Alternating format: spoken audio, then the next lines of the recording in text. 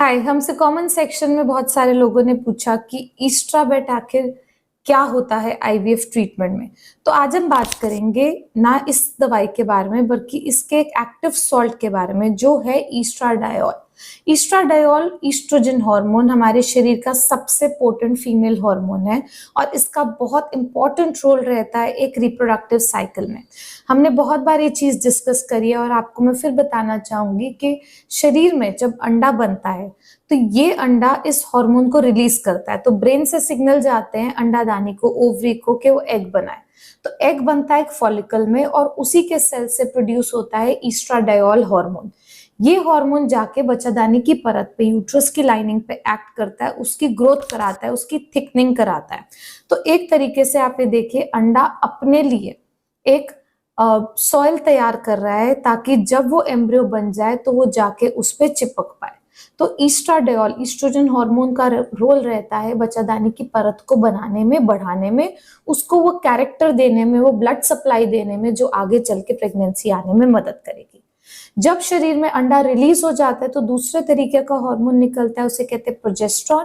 और प्रोजेस्टेरॉन उस लाइनिंग को मैच्योर करता है कि वो एम्ब्रियो को रिसीव करे और विंडो ऑफ इम्प्लांटेशन को ओपन करता है पॉजिटिव प्रेगनेंसी लाने के लिए।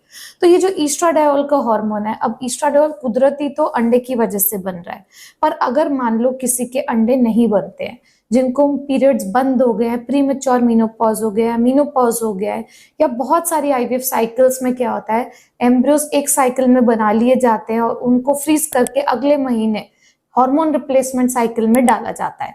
तो उन केसेस में हमें अगर बच्चादानी की सिर्फ परत बनानी है तो हमें उसको बनाने के लिए बाहर से देना रहेगा ये पर्टिकुलर हार्मोन जो ईस्ट्राडायोल है। अब ईस्ट्राडायोल भी हमारे पास अलग अलग ब्रांड नेम से, अलग अलग सॉल्ट से अवेलेबल होता है और टैबलेट हो सकता है या लगाने का जेल हो सकता है। ये दोनों ही तरीके से इसे आप ले सकते हैं। बहुत सारे लोग बड़े सरप्राइज होते हैं कि क्या स्किन पे जेल लगाने से लाइनिंग बढ़ जाएगी। तो हाँ, देखिए, ईस्ट्राडायोल हार्मोन आप टैबलेट की फॉर्म में ले, वो भी लाइनिंग बनाने में मदद करता है। डोज अलग अलग हो सकता है, किसी को 2 mg की जरूरत होती है, किसी को 4, किसी को 6, किसी को 12। तो ये डोज तो डिसाइड होगी जब आपका बार बार अल्ट्रासाउंड होगा कि परत कितनी बढ़ रही है और कितनी हमें बढ़ाने की जरूरत है। 7 mm 8 mm तक की परत अगर चली जाती है तो एक सफिशिएंट लाइनिंग थिकनेस है जिसपे हम एम्ब्रियो ट्रांसफर प्लान कर सकते हैं। देन अगर हम जेल की बात करते हैं तो इसको हेयरलेस पार्ट पे, इनर फोरआर्म पे मोस्टली हम एडवाइस करते हैं, नाप के लगाना होता है। सुबह हो सकता है 1 बार लगाना, हो सकता है दिन में 4 बार लगाना, अगेन डिपेंडिंग अपॉन आपका कैसा एब्जॉर्प्शन है, कैसी लाइनिंग बन रही है, डोज वेरी कर सकती है। तीसरा तरीका आजकल जो यूज हो रहा है, वजाइनल टैबलेट्स भी आ गई हैं कुछ, तो इनको वजाइना में प्लेस करते हैं और ये भी बच्चादानी की लाइनिंग, यूट्रस की लाइनिंग, एंडोमेट्रियल थिकनेस को बढ़ाने में मदद करती है।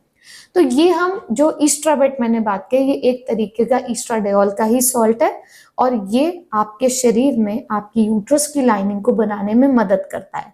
तो ज्यादातर इसका रोल जो देखा गया वो आईवीएफ साइकिल्स पे देखा गया, एम्ब्रियो ट्रांसफर से पहले लाइनिंग बनाने में। पर कभी कभार आईयूआई साइकिल में, नेचुरल साइकिल में, जब एक बार एग बन जाता है, फॉलिकल की ग्रोथ हो गई पर लाइनिंग बहुत अच्छी नहीं बनी है उस हिसाब से, तो भी इसको बाहर से सप्लीमेंट किया जाता है ताकि लाइनिंग अच्छी बन पाए और हम उसके बाद आईयूआई परफॉर्म कर पाए या आप नेचुरली ट्राई करें। तीसरा इसका रोल आता है जब हम कभी हिस्ट्रोस्कोपी करते हैं और हम सेप्टल रिसेक्शन, यानी कोई परत जमा है या फिर बच्चादानी 2 भागों में विभाजित है, उसका अगर हम सर्जरी कर रहे हैं तो ये यूट्रस की लाइनिंग की हीलिंग में हेल्प करता है, ब्लड सप्लाई को रिस्टोर करता है। तो बहुत बार इन प्रोसीजर्स के बाद भी इसे हम देते हैं ताकि यूट्रस की लाइनिंग हील हो पाए और अंदर किसी भी तरीके का पोस्ट हिस्ट्रोस्कोपी, पोस्ट सर्जिकल चिपकापन, एडेशन या एशरमेंट ना बने। तो ये है ईस्ट्रोजन हार्मोन, ईस्ट्राडायोल हार्मोन, जिसका बहुत इंपॉर्टेंट रोल है। इसको फीमेल हार्मोन भी कहते हैं लाइनिंग बनाने में, ताकि लाइनिंग अच्छी बने, अच्छी थिकनेस की बने।